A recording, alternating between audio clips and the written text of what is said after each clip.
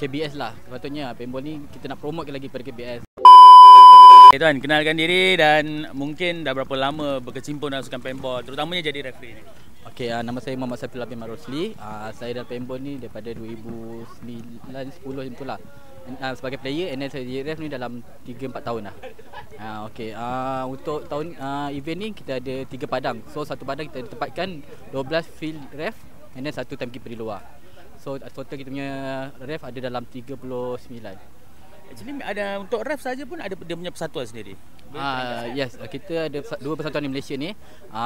Malaysia Paintball Referee Organisation Mempro dengan sebagai Malaysia Marshall.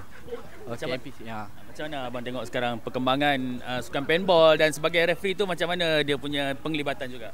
Okey, sekarang ni alhamdulillah saya tengok makin lama makin ada player-player baru.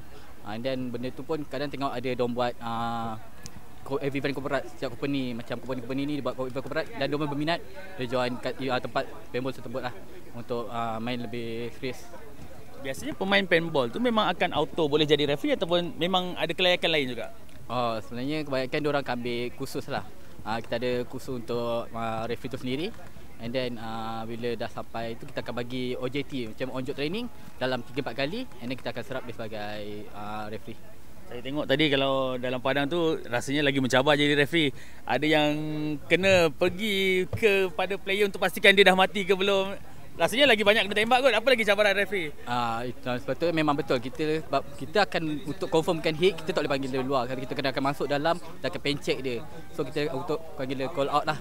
And then kita memang tiba sebab kita akan bergerak.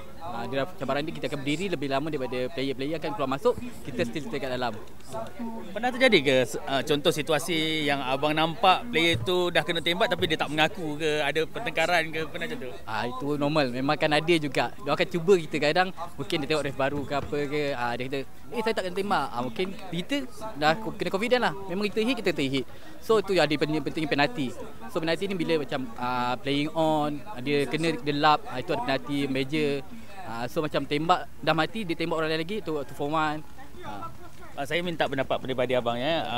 Paintball dah lama tapi mungkin belum sampai tahap yang maksimum. Banyak lagi yang ramai lagi yang belum tahu. Apa mungkin yang kita boleh buat untuk promosikan lagi?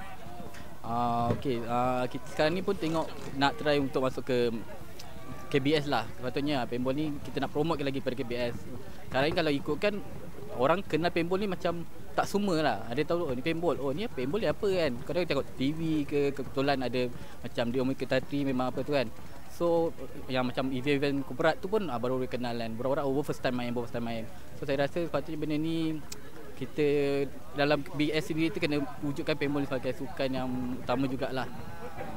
Last sekali apa harapan abang untuk kawan-kawan yang berkecimpung sebagai referee juga ni dalam sukan paintball? Apa harapan untuk diorang?